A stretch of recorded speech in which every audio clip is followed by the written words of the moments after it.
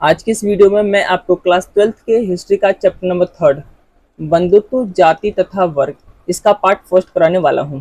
इसके बाद part second आएगा जिसमें ये पूरा चैप्टर कंप्लीट हो जाएगा। आप चाहो तो साथ ही साथ इन चैप्टर्स को नोट बना सकते हो, जिससे आपको एग्जाम के टाइम आसानी से रिवीजन कर पाओगे। इसमें आपको कोई दिक्कत आएगी नहीं।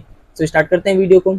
देखो, जो टॉपिक है वो हमारे स्टार्ट होता है महाभारत का समालोचनात्मक संस्करण। ठीक है, समालोचनात्मक का मतलब होता है कि किसी चीज की जांच पड़ताल करके, उसका अध्ययन करके, उसके बारे में देखना क्या चीजें ठीक है क्या गलत है। ठीक है, मतलब दोबारा से उसके ऊपर विचार विमर्श करना, ये होता है समालोचनात्मक कहने का मतलब है। ठीक है, तो हमें ये देखना है महाभारत का समालोचनात्मक संस्करण ये किस तरीके से हुआ।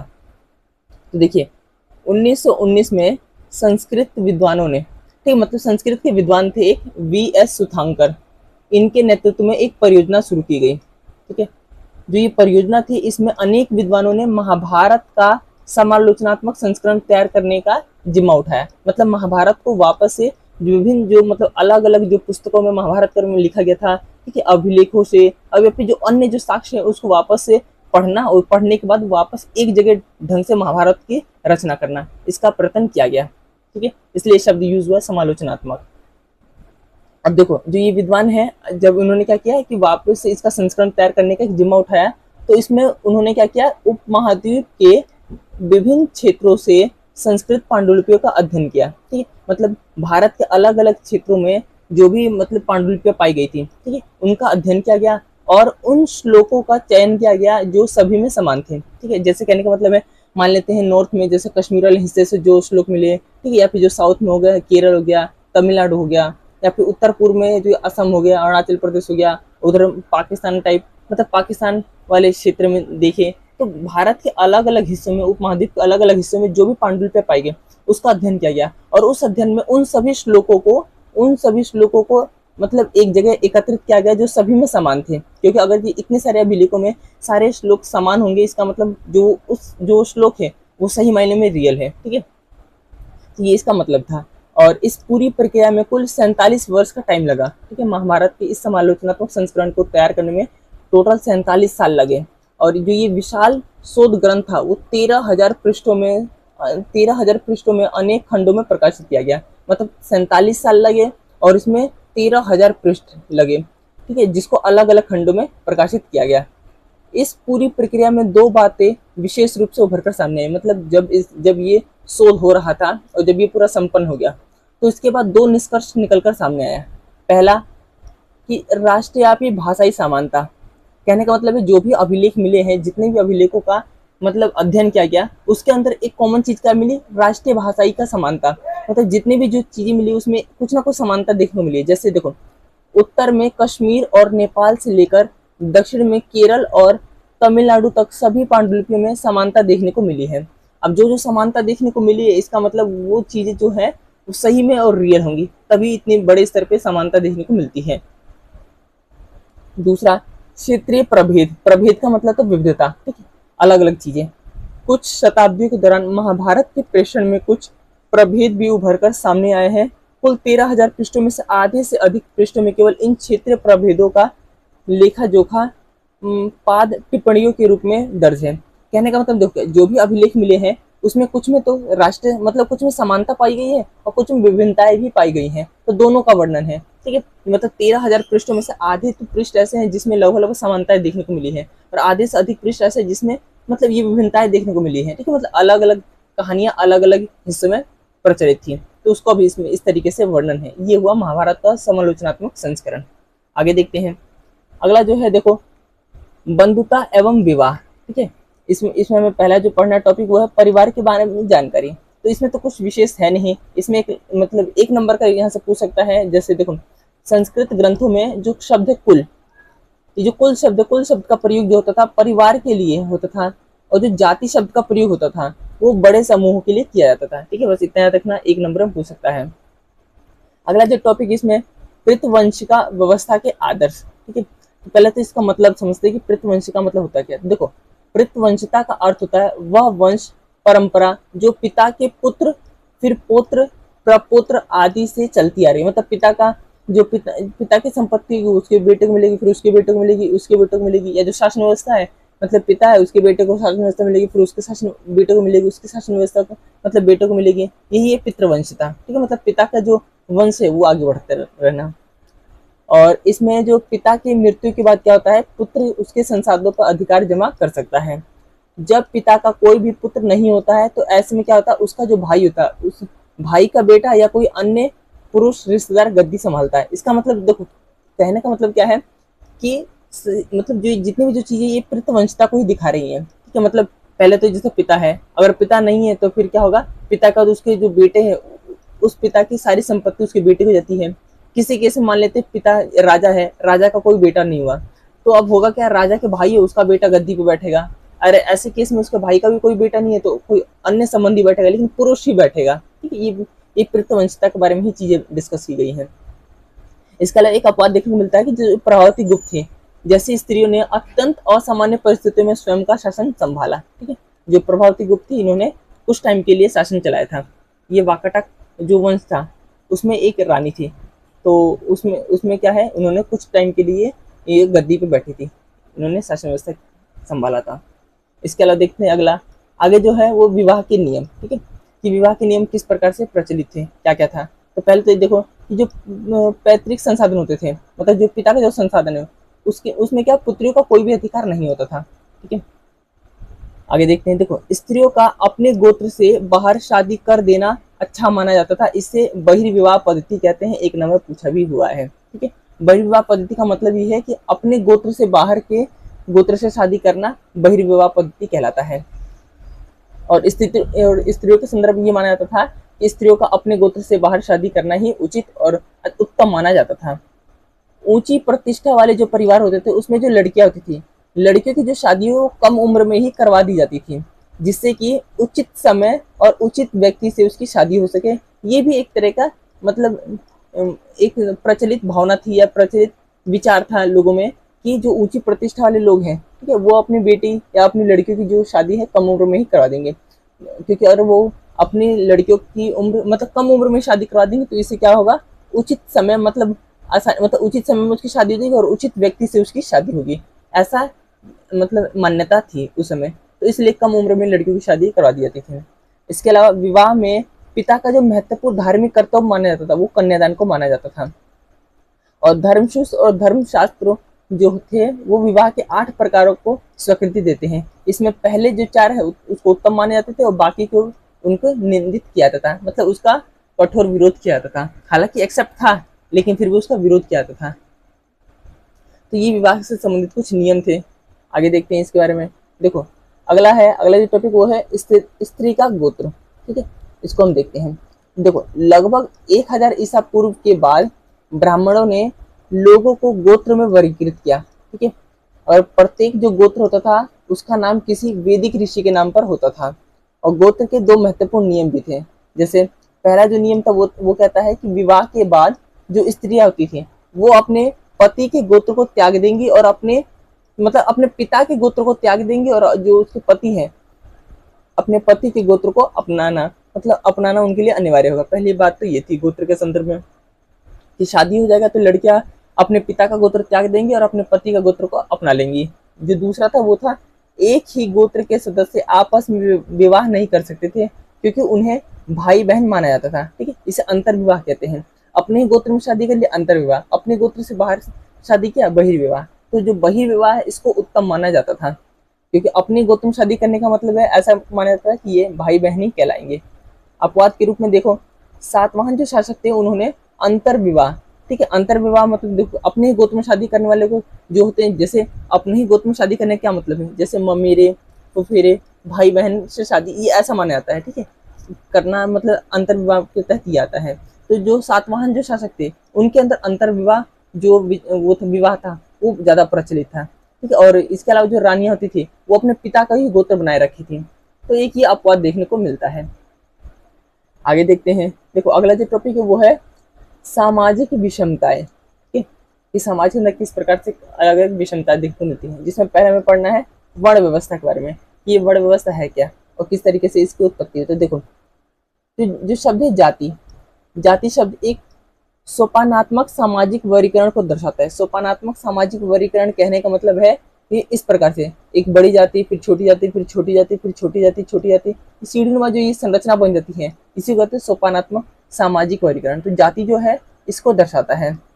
धर्मशास्त्र और धर्म सूत्रों में एक आदर्श सामाजिक व्यवस्था का उल्लेख किया गया है। आदर्श सामाजिक व्यवस्था जिसे वर्ण व्यवस्था कहा जाता है, मतलब इसको सर्वश्रेष्ठ माना गया है। और ब्राह्मणों का मानना यह है कि यही वो व्यवस्था है जिससे समाज संचालित होना चाहिए। और यही रीजन रहता है कि जब वर्ण व्यवस्था की स्थापना की जाती है तो ब्राह्मणों ने पूरा प्रयास किया था कि इसका समाज का हर वर्ग और हर व्यक्ति इसका पालन करे, ठीक है। और इसके लिए उन्होंने बहुत सारे कदम भी उठाए थे जो भी हम आगे देखने वाले हैं।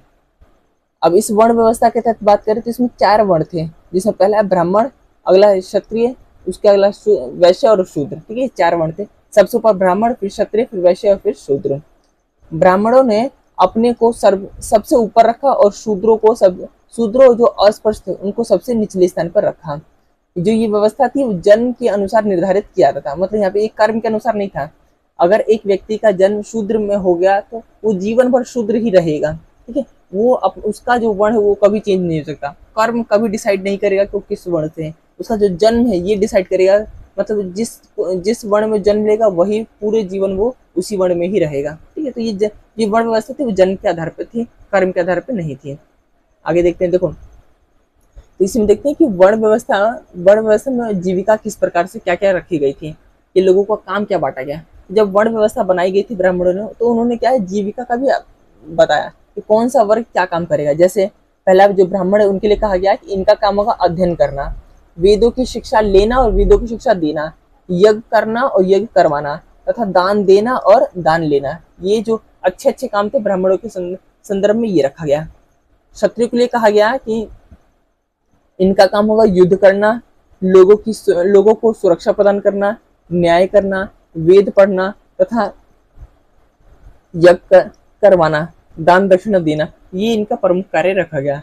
वैश्यों के लिए कहा गया इनका भी काम होगा वेद पढ़ना, यज्ञ करवाना, दान दक्षिणा देना, इसके अलावा कृषि भी करेंगे, गोपालन करेंगे और व्यापार करेंगे। ये कहा गया वैश्यों के लिए। और शूद्रों की बात करें तो इनके लिए केवल एक ही काम था, इनके लिए केवल एक ही मतलब जीविका के लिए एक ही काम रखा गया कि जो तीनों उच्च जो वर्णों की जो सेवा करना इनको, मतलब ब्राह्मण, क्षत्रिय, वैश्य, इन तीनों की सेवा करना एकमात्र शूद्रों का काम रखा गया, ठीक है। इस तरीके से देखोगे तो ये इस प्रकार से जीविका का वर्गीकृत किया गया ब्राह्मणों के द्वारा वर्ण व्यवस्था में। और इन नियमों का पालन करवाने के लिए ब्राह्मणों ने कई कुछ नीतियां अपनाई। जैसे पहला उन्होंने क्या किया कि इसको दिव्य उत्पत्ति दर दिखाने का प्रयास किया। दिव्य उत्पत्ति मतलब वर्ण व्यवस्था वो हमने नहीं बनाया, मतलब मनुष्य ने नहीं बनाया, उसको देवताओं ने बनाया, ये दिखाने का प्रयास किया गया। क्योंकि अगर लोगों में ये भरोसा जाग गया कि इसको देवताओं ने बनाया है तो लोग इसका विरोध नहीं करेंगे, लोग इसका पालन करना शुरू कर देंगे और इस तरीके से ये लोग सफल हो जाएंगे। तो देखो तो जो इसका क्या है दिव्य उत्पत्ति में क्या है, लोगों को यह विश्वास दिलाना कि यह व्यवस्था ईश्वर द्वारा निर्मित है, ठीक है। मानव द्वारा निर्मित नहीं है, ईश्वर द्वारा निर्मित है, ताकि लोग इस पर भरोसा कर सकें। इसके अलावा अगला काम उन्होंने क्या किया, शासकों को निर्देशित किया, मतलब शासक वर्ग को निर्देश दिया कि आप अपने प्रजा में, आप अपने साम्राज्य में इस वर्ण व्यवस्था को लागू करो। क्योंकि जो राजा वर्ग होता था उनको क्षत्रिय में बांट दिया गया था कि आप क्षत्रिय में रहोगे, ब्राह्मण वर्ग जो रहेगा सबसे ऊपर रहेगा और बाकी लोग उनके नीचे रहेंगे। तो इसलिए मतलब राजाओं को ये निर्देश दिया गया कि आप जो इस वर्ण व्यवस्था है उसको आप अपने साम्राज्य में लागू करो। देखो राजाओं को प्रेरित करना कि वो अपने राज्य में वर्ण के नियमों को कठोरता से पालन करें। और अगला उन्होंने क्या किया कि जन्म आधारित प्रतिष्ठा, यह स्थापित करना कि किसी की प्रतिष्ठा केवल उसके जन्म पर आधारित है, कर्म पर नहीं, ठीक है। ये भी दिखाने का प्रयास किया। तो 3 तरीके थे जिनके माध्यम से ब्राह्मणों ने ये पूरा प्रयास किया कि जो वर्ण व्यवस्था है ये समाज में स्थापित हो जाए, समाज का हर वर्ग इसको अपना ले। आगे देखते हैं, देखो अगला जो टॉपिक वो है अक्षत्रिय राजा, ठीक है। यहाँ से एक प्रश्न ये उठता है कि क्या केवल क्षत्रिय ही राजा बन सकता है, क्या कोई दूसरा वर्ण का व्यक्ति राजा बन सकता है या नहीं बन सकता। तो इसका आंसर है क्या कि मतलब मुख्यतः तो वैसे क्षत्रिय ही राजा बनते थे, लेकिन बहुत सारे ऐसे भी एग्जाम्पल देखने को मिले हैं जो क्षत्रिय नहीं थे फिर वो राजा बने। जैसे देखो शास्त्रों के अनुसार बात करें तो केवल क्षत्रिय ही राजा हो सकता है, परंतु अनेक महत्वपूर्ण राजवंश अन्य वर्णों से भी देखने को मिलते हैं। जैसे ठीक है एग्जाम्पल के रूप में पहला देखोगे तो मौर्य वंश। अब मौर्य वंश जो थे ब्राह्मणीय ग्रंथ मौर्य को निम्न कुल का मानते हैं। ब्राह्मणी ग्रंथ के अनुसार जो मौर्य वंश थे ये निम्न कुल के थे, ठीक है, लेकिन देखो ये राजा थे फिर भी। जबकि बौद्ध ग्रंथों में बात करें तो इन्हें क्षत्रिय कहा गया है, ठीक है। शुंग वंश की बात करें तो शुंग और कण्व जो ये वंश है ये मौर्य के उत्तराधिकारी थे और ये ब्राह्मण थे, ठीक है। शास्त्रों के अनुसार केवल क्षत्रिय ही राजा बन सकता है, लेकिन यहाँ पे देखने को मिलता है कि जो ब्राह्मण है ये भी क्या है, राजा बनते हैं, ठीक है। तो शुंग और कर्ण जो थे ये ब्राह्मण थे, फिर भी ये लोग राजा बन गए। अगला है शक। शकों की बात करते हैं, ये मध्य एशिया से भारत आए थे और ब्राह्मण इन्हें मलेच, बर्बर अथवा अन्य देशी मानते थे, परंतु संस्कृत अभिलेखों में से एक प्रसिद्ध शक राजा, ठीक है, मतलब संस्कृत अभिलेखों में एक शक राजा का वर्णन मिलता है जिसका नाम है रुद्रदामन, ठीक है, शक राजा है। इसने क्या किया है, सुदर्शन जो सरोवर है, सुदर्शन झील है, उसका पुनः निर्माण करवाया, ठीक है, इसका वर्णन मिलता है। इससे ये ज्ञात होता है कि ये संस्कृत की परिपाटी से अवगत थे। मतलब ये देखो, ये लोग मतलब विदेशी थे, फिर भी ये लोग जो संस्कृत की परिपाटी है, संस्कृत इस कार्य में विशेष इन लोगों को ज्ञान था और ये लोग भी राजा बने हैं। इसके अलावा जो सातवाहन है, जो सातवाहन शासक है स्वयं को ब्राह्मण शासक बताते हैं, मतलब ये लोग स्वयं को अपने आप को ब्राह्मण कहते हैं। तो इस तरह से हमने कुछ अपवाद देखे, ठीक है, कि जरूरी नहीं है कि केवल क्षत्रिय ही राजा बने। शास्त्र तो ये कहता है कि क्षत्रिय राजा बनते, लेकिन कुछ ऐसे भी वंश सामने निकल कर आए जो क्षत्रिय नहीं थे, या तो निम्न कुल के थे या तो वो ब्राह्मण थे, तो ये भी हमें देखने को मिलता है। आगे देखते हैं, देखो अगला है जाति और सामाजिक गतिशीलता, ठीक है। देखो इसमें ब्राह्मणीय सिद्धांतों में वर्ण की तरह जाति भी जन्म पर आधारित थी। अगर ब्राह्मणों के सिद्धांत की बात करें तो वर्ण व्यवस्था तो जन्म पर आधारित थी, इसी प्रकार जाति जो व्यवस्था थी ये भी जन्म पे ही आधारित थी। मतलब एक व्यक्ति का जन्म जिस जाति में हो गया वो उसी जाति का ही रह जाएगा, ठीक है। वहीं पर अगर बात करें, देखो वर्णों की संख्या 4 थी, एक मतलब जो डिफरेंस है वर्ण और जाति में, तो वर्णों की जो संख्या थी फिक्स थी, 4 थी। वही जो जातियां थी, जो जातियों की संख्या थी वो असीमित थी, ठीक है। और जब भी ब्राह्मणी व्यवस्था का नए समुदाय से आमना सामना हुआ, मतलब ब्राह्मणों से, देखो ब्राह्मण वर्ग ये चाहता था कि समाज पे वर्ण व्यवस्था स्थापित हो जाए, लेकिन अब अगर जैसे शहरों में बात करें, ठीक है, या फिर जंगलों में बात करें, तो अब देखो जंगलों में क्या है, जंगलों में रहने वाले जो लोग आदिवासी हैं ये लोग शिकार करके अपना जीवन यापन करते थे। अब इनको ये लोग सोचेंगे कि वर्ण व्यवस्था में शामिल कर ले तो ये संभव नहीं हो पाएगा, ठीक है। और उन्होंने कभी सोचा भी नहीं, क्योंकि अरब ब्राह्मणों का देखो कार्य इन्होंने बता दिया, क्षत्रिय का बता दिया, वैश्य का बता दिया, शूद्र को बता दिया। अब लेकिन जो जंगल में रहने वाले जो आदिवासी वर्ग है ये इनके किसी भी वर्ण में स्थापित ही नहीं होते हैं, ठीक है। इसके अलावा जो भी जितने भी जो बिजनेसमैन है, जो मतलब पारंपरिक व्यवसाय में लगे, वो कहीं पे भी इनके व्यवस्था में शामिल ही नहीं होते। तो ऐसे में क्या है ना, ये लोग इनको वर्ण व्यवस्था में लेके नहीं आते, इनको जाति के रूप में बांट देते हैं। ये कहते हैं कि लोग जाति है, ठीक है। इसलिए यही होता है कि जो जाति की संख्या ये बढ़ती जाती है। देखो इसमें क्या लिखा है, जब भी ब्राह्मणी व्यवस्था का जो जब भी नए समुदाय से आमना सामना होता था, ठीक है, तो वो क्या करते थे, उनको जाति में वर्गीकृत कर देते, वर्ण में लेके नहीं आते थे, जाति में बांट देते थे। जैसे निषाद, निषाद वो लोग रहते हैं जो जंगल में रहते हैं। अब जो ये वर्ग है ये किसी भी जो वर्ण इसमें शामिल नहीं होता, तो इसलिए इनको अलग ही जाति के रूप में बांट दिया गया। इसके अलावा स्वर्णकार, ठीक है, ये वो लोग हैं जो किसी वर्ण में नहीं आते हैं। अब वर्ण में नहीं आते हैं, नए सामाजिक समुदाय निकल कर आते हैं, तो ब्राह्मण वर्ग इनको क्या कहता है, जातियों में बांट देता है, इसको वर्ण में शामिल नहीं करता। इसके अलावा वे जातियां जो एक ही व्यवसाय से जुड़ी हुई, जिन जो पारंपरिक रूप से, जैसे स्वर्णकार हो गया, बढ़ई हो गया, लोहार हो गया, तो जो ये व्यावसायिक वर्ग है इन्हें क्या, इनको श्रेणी में भी कई बार संगठित कर दिया, श्रेणी में भी बांट दिया गया है। तो ये चीजें इसमें देखने को मिलती है। एक मतलब एक ये भी एक याद रखना, एक अभिलेख है मंदसौर अभिलेख, इसमें रेशम बुनकरों की गाथा देखने को मिली है, ठीक है, याद रखना मंदसौर अभिलेख, ठीक है। इसकी बात करें तो देखो ये था क्या, मध्य प्रदेश के मंदसौर, इसका प्राचीन में नाम था दशपुर, ठीक है, ये दशपुर आज इसको कहते हैं मंदसौर, मंदसौर से मिला है, ठीक है। मध्य प्रदेश के जो मंदसौर अभिलेख है ये मंदसौर से ही मिला है, जिसका प्राचीन नाम दशपुर था और वर्तमान में ये मध्य प्रदेश में है। अभिलेख जो श्रेणियों के इतिहास की गहन जानकारी देता है। इसके अलावा देखो यह अभिलेख जो है, मतलब मंदसौर जो अभिलेख है, ये लाट मतलब एक जगह है गुजरात का, गुजरात से दशपुर, ठीक है, जिसको हम कहते हैं मंदसौर आए थे। मतलब स्टार्टिंग में जो ये मतलब एक जो श्रेणियाँ थी, ठीक है, जो ये श्रेणी थी जो मंदसौर में रही, ये पहले लाट नामक एक स्थान है गुजरात में, वहां रहती थी। ये लोग यहाँ से विस्थापित होकर कहाँ आ गए, दशपुर आ गए, यानी कि मंदसौर में आ गए। और ये लोग रेशम बुनकरों की एक श्रेणी थी। इसका एक यात्रा वृतांत, मतलब इसका एक वृतांत की बात की जाती है इस अभिलेख में। उन्होंने अपनी श्रेणी के सामूहिक धन से यहाँ सूर्य देव के सम्मान में एक भव्य मंदिर का भी निर्माण करवाया था, जो कि दर्शाता है कि कहीं ना कहीं श्रेणियां न केवल आर्थिक गतिविधियों में बल्कि सामाजिक व धार्मिक कार्य में भी सक्रिय थी। ठीक है, तो ये एक छोटा सा अभिलेख के बारे में जानकारी है, जिसमें ये कहा गया है कि स्टार्टिंग में जो ये मतलब रेशम बुनकर जो श्रेणी है, ये रहती पहले थी लाट नामक एक जगह है गुजरात, वहाँ रहती थी। बाद में विस्थापित होकर ये मध्य प्रदेश में आके दशपुर, जिसको आज कहते हैं मंदसौर, और फिर यहाँ पे आके इन्होंने अपनी श्रेणी से सामूहिक धन इकट्ठा किया और यहाँ पे सूर्य देव के सम्मान में एक मंदिर का स्थापना की। तो ये चीजें निकल कर आती है, 1 नंबर ऑफ क्वेश्चन ऐसे बन जाते हैं, याद रखना। इसके अलावा अगला देखते हैं कि चंडाल और उनकी सामाजिक स्थिति। जो चंडाल वर्ग क्या था और इनकी सामाजिक स्थिति कैसी थी। तो देखो, ब्राह्मणों ने चंडालों को वर्ण व्यवस्था में सबसे नीचे रखा और ब्राह्मणों ने इन्हें दूषित और अस्पृश्य घोषित कर दिया। मतलब चंडालों के साथ इतना ज्यादा भेदभाव होता था, इनको दूषित घोषित कर दिया गया। अस्पृश्य मतलब इनको इवन की यहाँ तक कि देखने तक पे लोग इनको पाप लग जाता था, ऐसा बताया जाता था। ठीक है, मतलब ब्राह्मणों ने इस ऐसी धारणा बना दी थी कि इनको देखना भी अपने, मतलब अगर एक ब्राह्मण इनको देख भी लेगा तो वो इसका मतलब वो जो ब्राह्मण है वो दूषित हो जाएगा, ठीक है, अपवित्र हो जाएगा, फिर उसको शुद्धिकरण करना पड़ेगा। तो इतने मतलब इस प्रकार की चीजें देखने को मिलती है इसमें। और जो मनुस्मृति, उस मनुस्मृति में चंडालों के कर्तव्य तक की सूची मिलती है। मतलब ब्राह्मणों ने जब मनुस्मृति की रचना हो रही थी तो उसमें चंडालों के लिए कुछ काम रखे गए कि इनका विशेष रूप से यही काम होगा। ठीक है, इसके अलावा इनका कोई काम नहीं होगा। जैसे पहला काम था इनका कि इनको तो पहले गांव से बाहर रहना है, गांव के अंदर इनकी एंट्री होती ही नहीं थी। ठीक है, मतलब गांव में इनका रहना वर्जित कर दिया गया था, गांव से बाहर इनको रहना पड़ता था। वे फेंके हुए बर्तन का प्रयोग करते थे। ठीक है, इसके अलावा मरे हुए लोगों के वस्त्र और लोहे के आभूषण पहनते थे।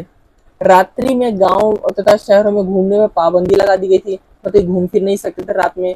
और लावारिस जो लाशें होती थी उनका अंतिम संस्कार करते थे और ये वधिक के रूप में भी कार्य करते थे। वधिक मतलब जल्लाद, जो फांसी वगैरह पे लटकाता है, इसके रूप में काम कर देते थे। तो जो चंडाल वर्ग है उनके लिए कुछ ये काम निश्चित किए गए थे इसमें मनुस्मृति के अंदर। ठीक है, अगला देखते हैं। देखो, अगला है कि जो चीनी यात्री थे, चीनी यात्रियों के वृत्तांत चंडालों के ऊपर क्या थे, वो चंडालों के ऊपर क्या लिखते हैं।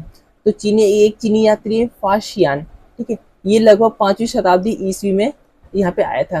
वो क्या लिखता है इनके बारे में, वो लिखता है कि जो अस्पृश्यों को सड़क पर चलते हुए करताल बजाकर अपने होने की सूचना देनी पड़ती थी, जिससे अन्य लोग उन्हें देखने के दोष से बच सके। ठीक है, अगर कोई जो चंडाल है वो चलता है सड़क पे, तो सड़क पे चलने से पहले उसको करताल बजाना पड़ता था। ठीक है, करताल ढोलक टाइप कुछ होता था, तो उसको बजाना पड़ता था। अब जब लोग इसकी आवाज सुनते थे, इसका मतलब समझ जाते थे कि कोई चंडाल आ रहा है, और ऐसे में क्या है, वो अपना मुख मोड़ लेते थे उससे, ताकि उसको मतलब देखने से बच सके। क्योंकि अगर कोई व्यक्ति उनको देख लेगा तो वो दूषित हो जाएगा, वो अपवित्र हो जाएगा, फिर उसको शुद्धिकरण करना पड़ेगा।